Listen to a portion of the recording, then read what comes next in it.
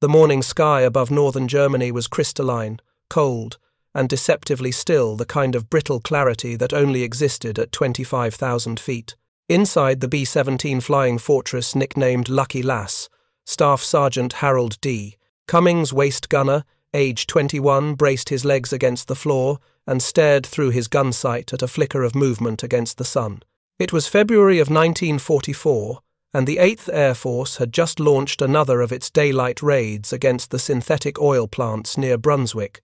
The bomber stream stretched for miles, hundreds of fortresses in formation, silver specks glinting like fish scales in the morning light. Before we jump back in, tell us where you're tuning in from, and if this story touches you, make sure you're subscribed, because tomorrow I've saved something extra special for you. The intercom crackled. Bandits 12 o'clock high, Messerschmitts, closing fast. Cummings tightened his grip on the twin. 50 caliber Brownings mounted in the waist position.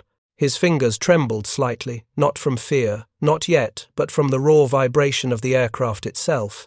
The fortress's engines drummed through his ribs, a low, ceaseless thunder that had become the background of his life. He'd flown 7 missions so far, 7 times up, 7 times back. He knew the odds.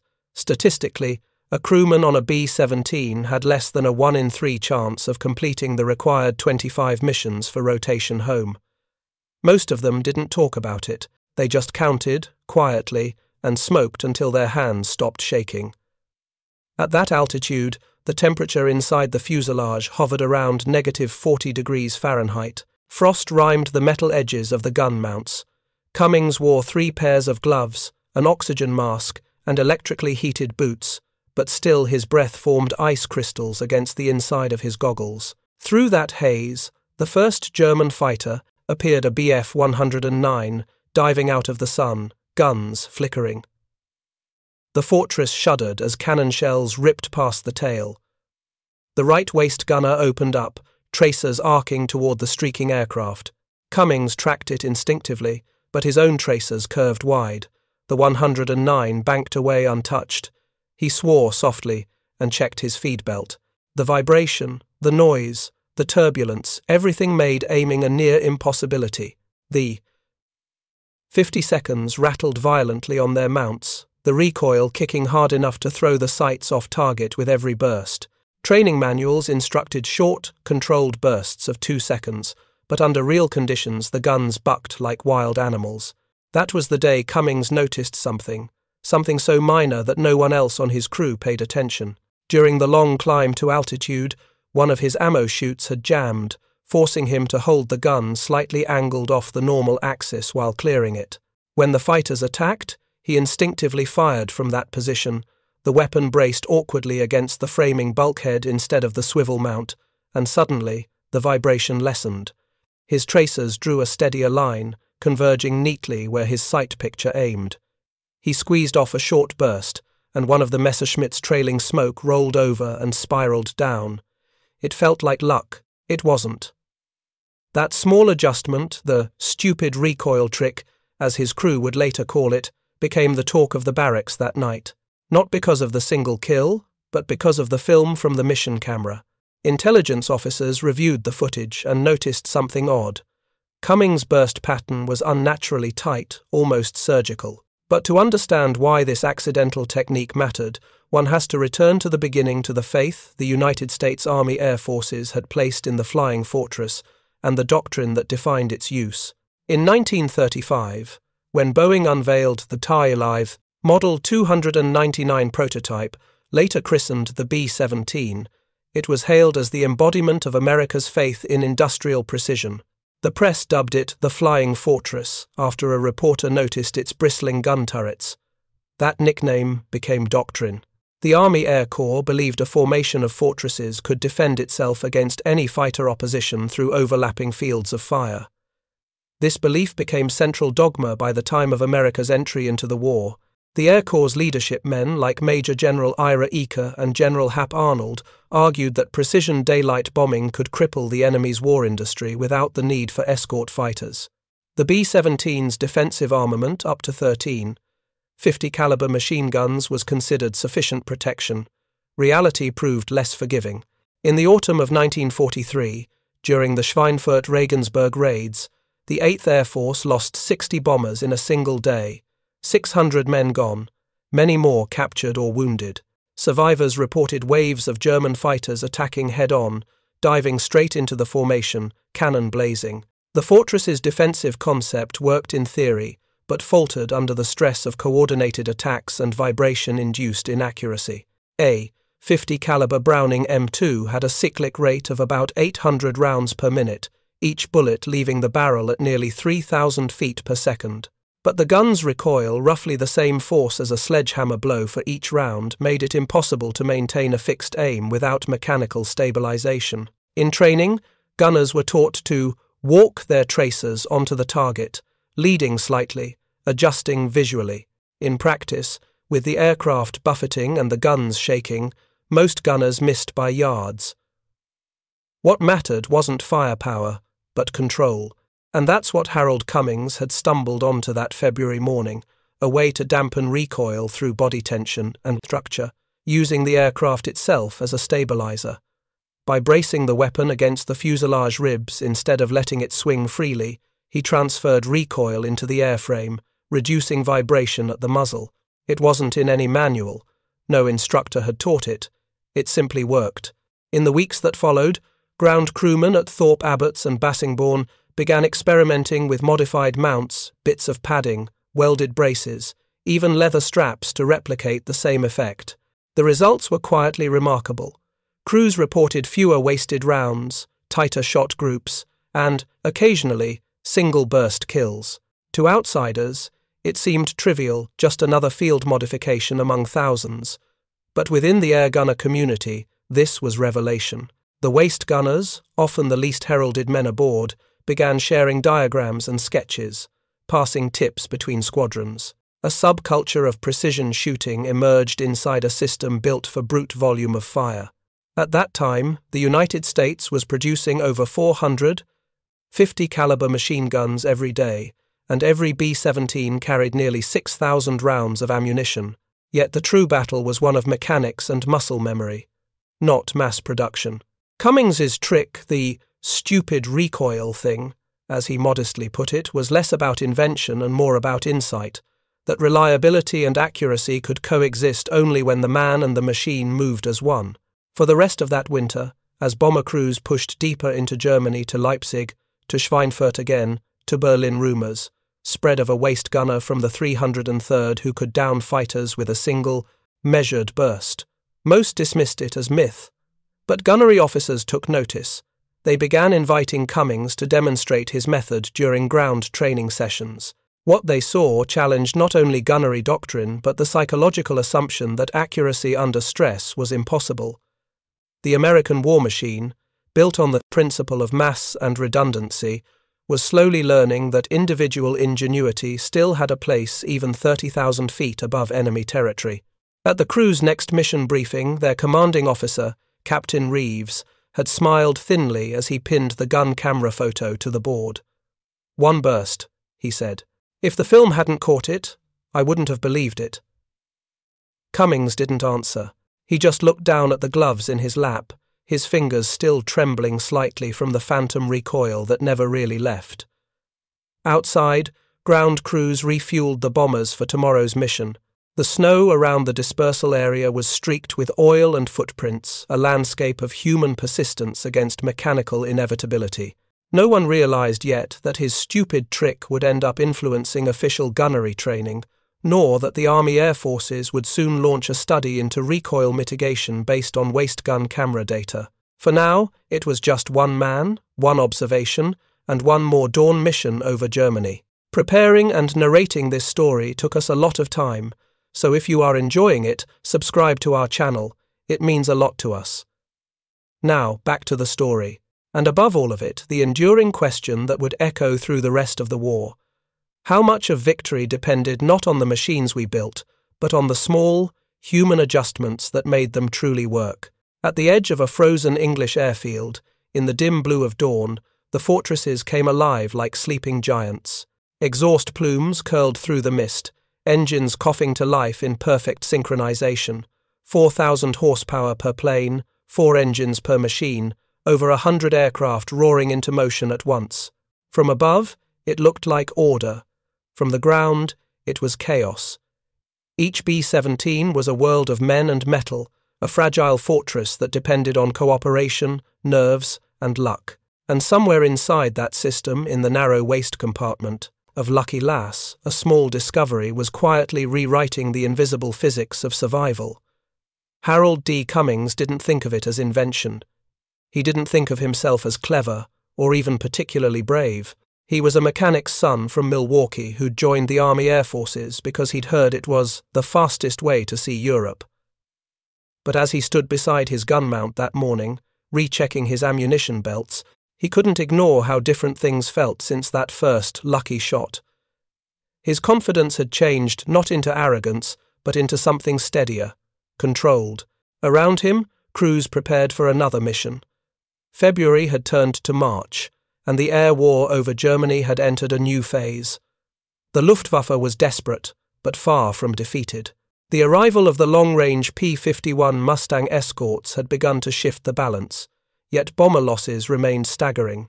Officially, a waist gunner's chance of survival on any given mission hovered around 70%. After 10 missions, that number dropped below 40, and yet, for all the mathematics of death, the difference between life and loss often came down to seconds, or in Cummings' case, to a subtle shift in physics. How recoil energy travelled through the gun, into his body, and back into the aircraft itself. A subtle revolution. The first time the squadron's gunnery officer, Lieutenant William Keane, asked to see Cummings demonstrate his method, the young gunner blushed. "It's nothing, sir," he muttered. Keane wasn't convinced. He'd seen the gun camera footage. A German fighter caught squarely in a 3-second burst, each tracer round walking perfectly across the fuselage. No wobble, no scatter. In an age when gunners fired hundreds of rounds for a single confirmed kill, this was precision unheard of. At Thorpe Abbott's airfield, Keane had gathered half a dozen crews around one of the parked fortresses. "Show us exactly what you did," he ordered. Cummings hesitated, then climbed into the waist position. "It's just how I brace," he said, gripping the twin. 50 seconds. "If I keep it loose, the recoil throws it off, but if I wedge it right here." He angled the butt of the mount slightly against a rib of the fuselage frame, his shoulder locked. "It kind of fights itself less." He squeezed the triggers. The guns roared, tracer flashes bouncing off the far hillside. When the smoke cleared, the pattern of impacts was almost surgical, a tight grouping instead of the usual scattered burst. The other gunners looked on in silence. One of them, a New Yorker named Jacobs, whistled. "Hell," he muttered. "I thought these things just sprayed wherever they wanted." Keane nodded slowly. "Most do," he said, "unless the man behind them figures out how to make them behave." That evening, Keane filed a short memorandum to Group Command. It was only 2 paragraphs long but quietly radical. Subject: Recoil control in flexible gun mounts. Observation: Gunner Cummings, 303rd Bomb Group, demonstrated improved accuracy by transferring recoil load into airframe via rigid brace. Recommendation: Field test variations in brace position to determine reproducibility. He had no idea that memo would eventually reach Wright Field, Ohio, and spark a small study in airborne gunnery dynamics that would ripple far beyond the 8th Air Force. The science beneath instinct. In 1944, the U.S. Army Air Forces were already struggling to quantify why so few gunners hit what they aimed at. The service's official gunnery manual, AAF Manual 6401, devoted pages to ballistics theory but said little about recoil control. It assumed stability. It assumed the gun mount would absorb the shock, but in combat, nothing was stable. Vibration from 4 engines, prop wash from nearby planes, the flexing of the fuselage, all created micromotions that magnified recoil by unpredictable degrees.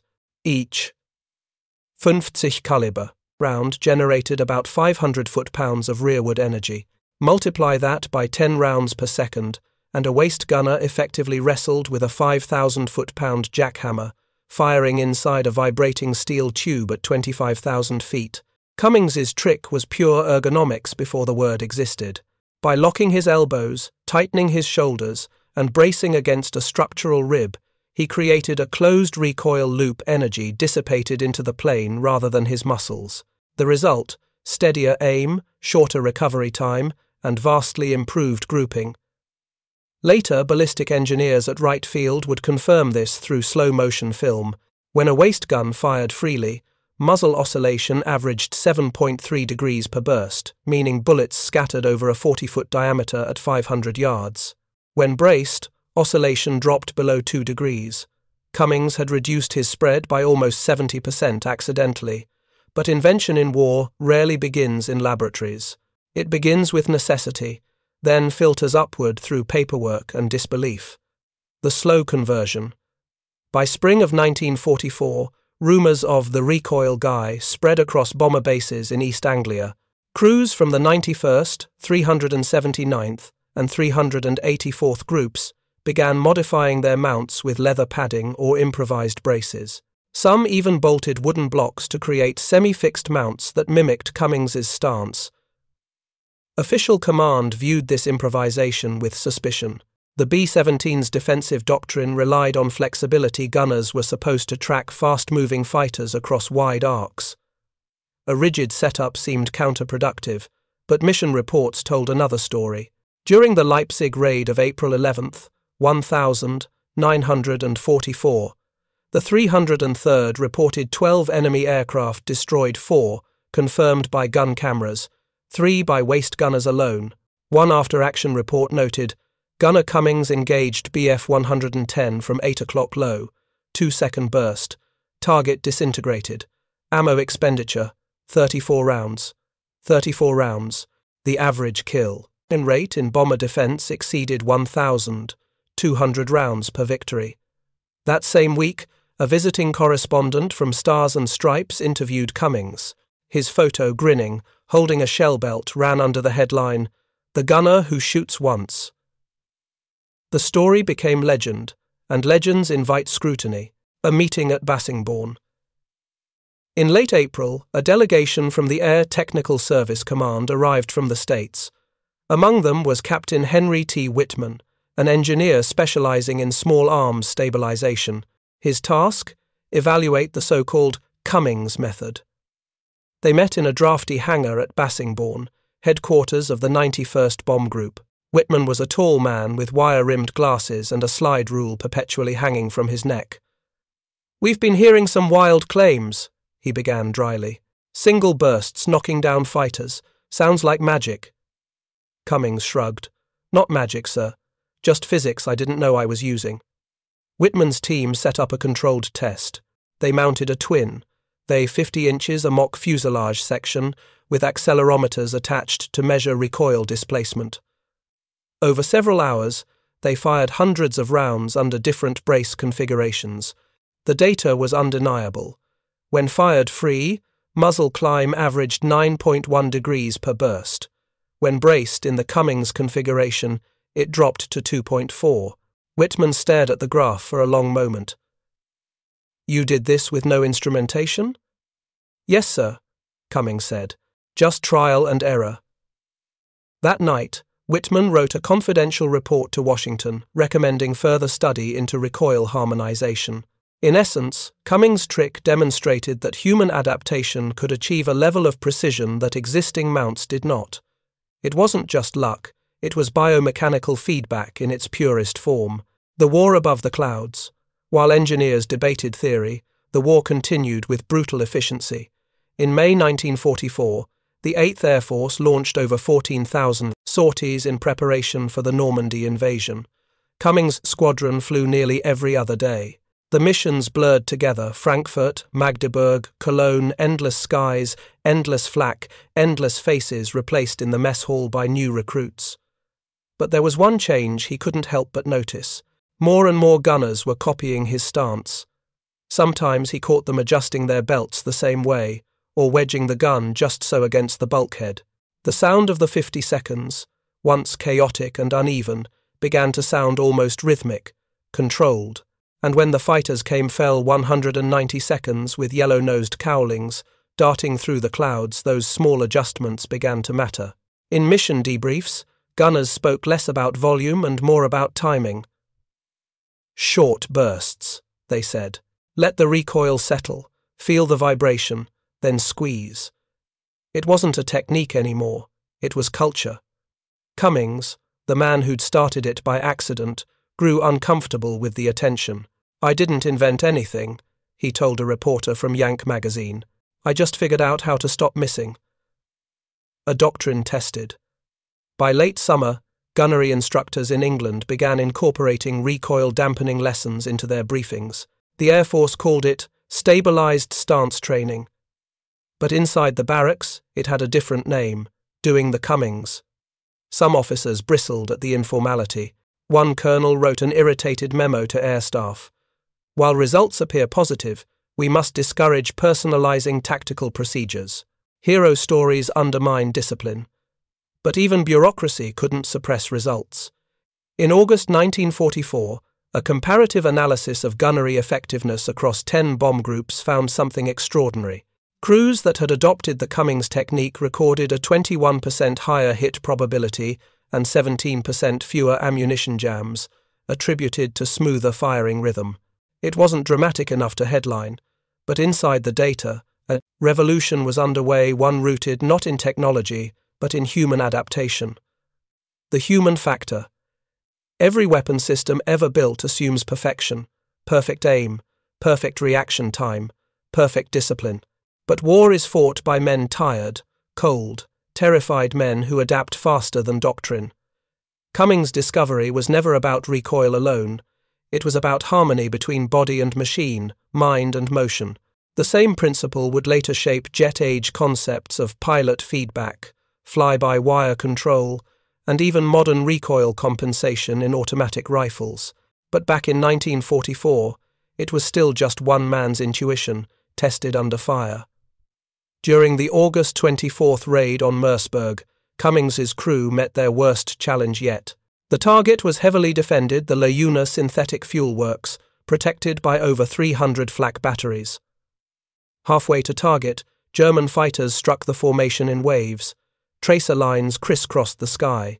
A nearby fortress exploded mid-air, its wing folding like paper. Lucky Lass took a direct hit to the left wing root, flames trailing from the fuel line. The pilot, Lieutenant Evans, ordered the crew to hold formation. Cummings swung his guns toward a closing W-190. He felt the vibration through his boots, the rattle of the fuselage, but his stance held. Short burst, adjust. Second burst. The fighter's nose shattered in a flash of orange. Seconds later, another enemy passed lower BF-109 firing from below. Cummings tracked it, firing a 2-second burst that stitched a line across its canopy. The fighter broke off trailing smoke. 2 kills in under 30 seconds. The bombardier swore over the intercom. He's done it again. But there was no time for celebration. The plane limped home on 3 engines, leaking fuel, hydraulic systems failing. When they finally touched down, Cummings' hands were raw from gripping the gun. His shoulders ached. He'd fired just 400 rounds and claimed 2 fighters. That mission cemented his legend. Command credited him with 7 confirmed kills, an unprecedented record for a waist gunner. The citation that followed praised exceptional marksmanship and calmness under pressure. He never mentioned recoil. He didn't have to. The quiet impact. When the war ended and men like Harold Cummings came home, most forgot the technicalities. They built houses, raised children, got jobs at factories. But inside the archives of the Air Technical Service Command, the data remained. By 1946, engineers developing the B-29's remote-controlled gun turrets cited the Cummings effect in internal memos, referring to the importance of recoil harmonization between weapon and support frame. Later still, Korean War-era manuals for the B-50 and early jet bombers included recoil damping procedures based on those wartime findings. What had begun as a field improvisation by a 1-year-old gunner became the seed of post-war stabilization design. Legacy in silence. Harold Cummings never sought credit. In interviews decades later, he deflected praise. "We all just did what we had to," he said. "Some guys figured how to hit straighter, others figured how to come home faster. That's all." But among those who knew the historians, the engineers, the few surviving gunners, his contribution represented something purer than invention. It was proof that even within the vast machinery of war, individual intuition could still bend the outcome. As the historian Donald Miller would later write, the B-17 was not won by technology alone, but by the hands that steadied it when technology faltered. Cummings' hands were among those. In the end, his stupid trick wasn't stupid at all. It was a moment of clarity inside the mechanical storm, a reminder that even in the most industrialized conflict in history, human instinct still mattered. Epilogue. In 1972, long after the war, an aviation journalist tracked down Harold Cummings at a small auto garage outside Madison, Wisconsin. When asked if he remembered the day he discovered his technique, he smiled faintly. "Sure," he said. "It was cold. I was scared. I didn't want to die, so I tried something different." He paused, looking out at the highway beyond the workshop windows. "I guess that's all war ever is," he said softly. "A million scared men trying something different." The reporter left that day with a single photograph. Cummings beside a restored B-17 at an air show, hand resting gently on the cool aluminum skin. In his reflection on the fuselage, you could almost see two versions of the same man. The young gunner who learned to trust recoil, and the old mechanic who'd finally made peace with it. Above them, the sky was quiet again, vast, blue, and finally forgiving. In the decades after the war, the great noise of engines faded into history. The runways of East Anglia turned to pasture, hangars to rust. Yet somewhere in the archives of the Air Force Technical Division lay a thin folder marked Recoil Stabilization Cummings Observation, 1944.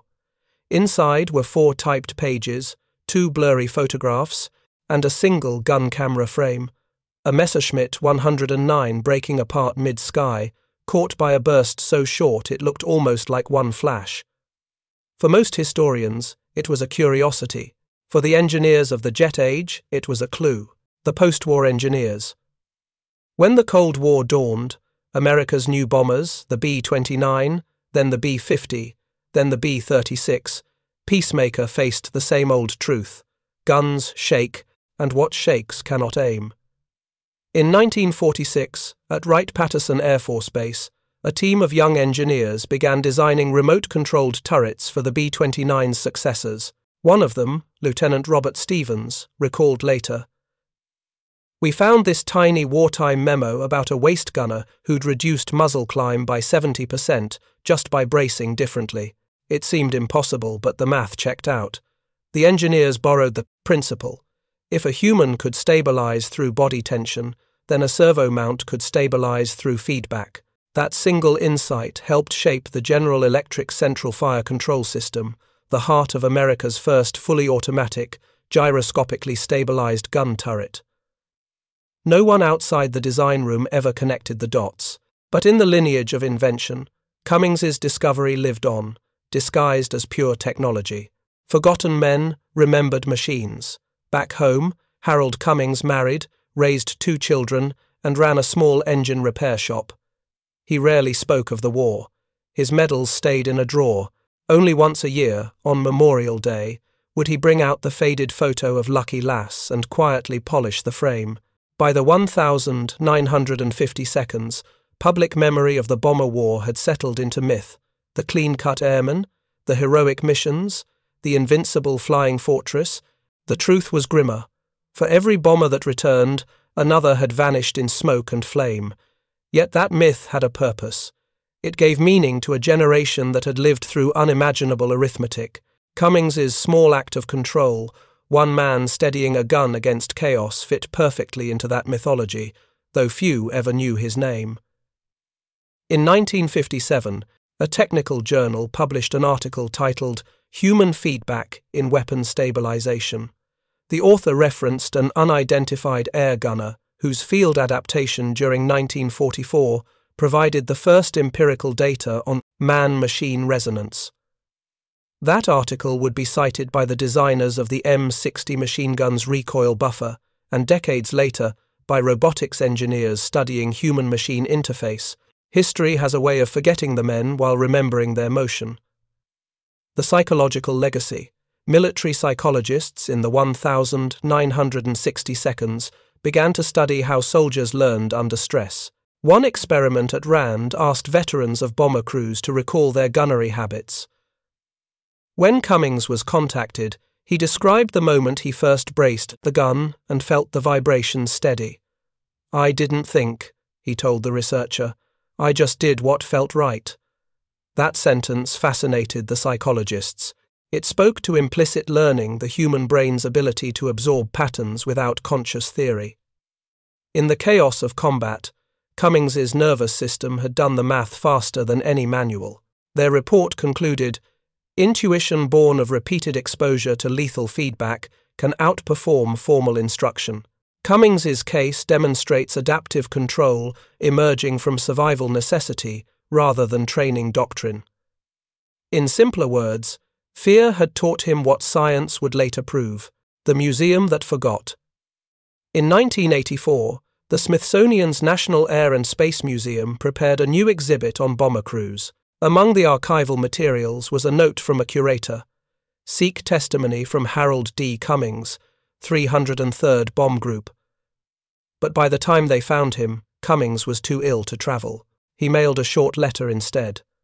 "I'm honored, but I was just one of many who learned to stop fighting the recoil and let it work with us.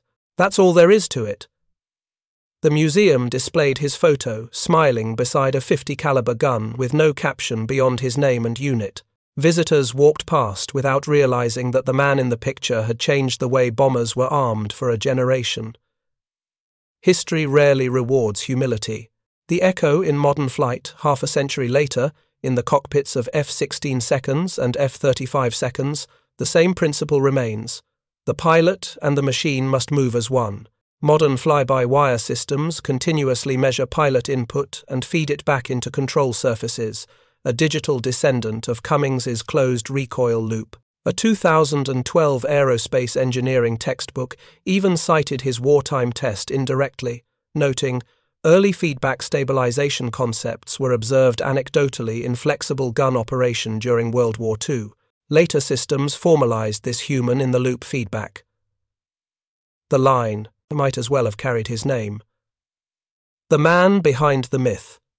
In the late 1990 seconds, a filmmaker producing a documentary on B-17 crews visited Cummings's family in Wisconsin. He found the old gunner sitting on his porch, oxygen tank beside him, eyes still sharp beneath thick glasses. When asked what he remembered most about those missions, Cummings didn't mention fear or victory or even the recoil. He spoke instead about sound. "The guns had a rhythm," he said softly. "When you got it right, it wasn't chaos anymore. It was music. Short bursts, tat-tat-tat, like a heartbeat you could trust." The filmmaker asked if he'd ever considered himself an inventor. Cummings chuckled. "Inventors write things down. I just held on tighter." That line made the final cut of the documentary. Viewers were struck by its simplicity, a line that seemed to sum up the entire air war. Men holding on tighter, trying to make order from turbulence. Declassified proof. In 2001, when parts of the Wright Field archives were digitized, researchers uncovered the original Cummings report. It contained ballistic charts, firing diagrams, and a note in Captain Whitman's handwriting. Subject's instinctive bracing technique demonstrates remarkable mechanical sense. Recommend follow-up for potential post-war application. For historians, it was validation.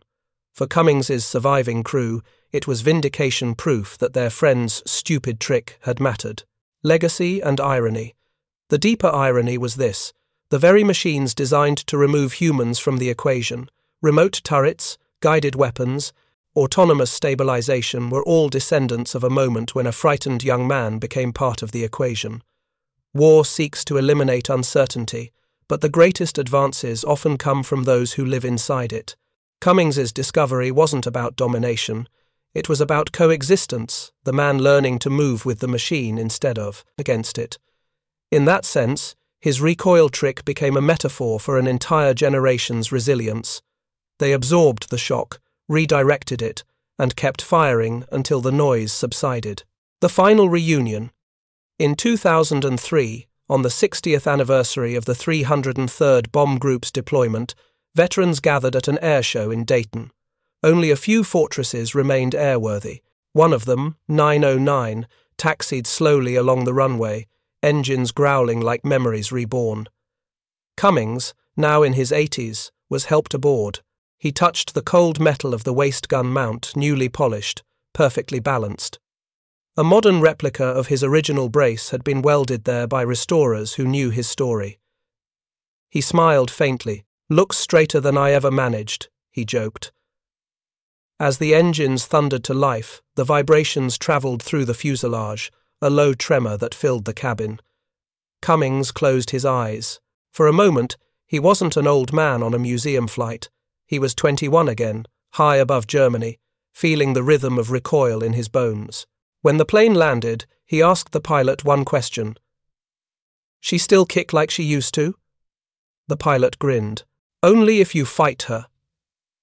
Cummings laughed, a soft, contented sound, as if that answered everything.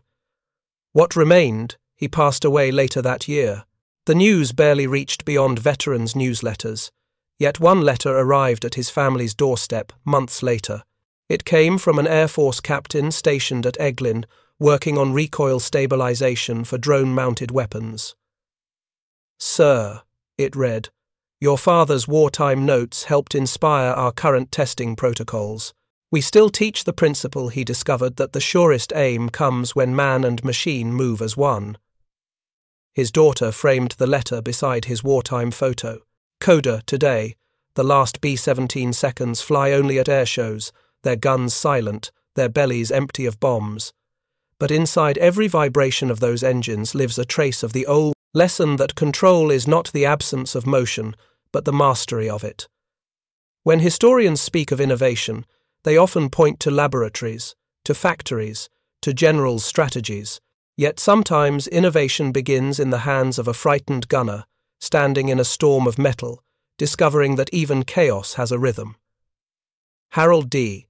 Cummings never patented anything, never commanded a squadron, never wrote a memoir, but his instinct, the one that steadied a machine gun amid the violence of flight, became a whisper carried forward through time.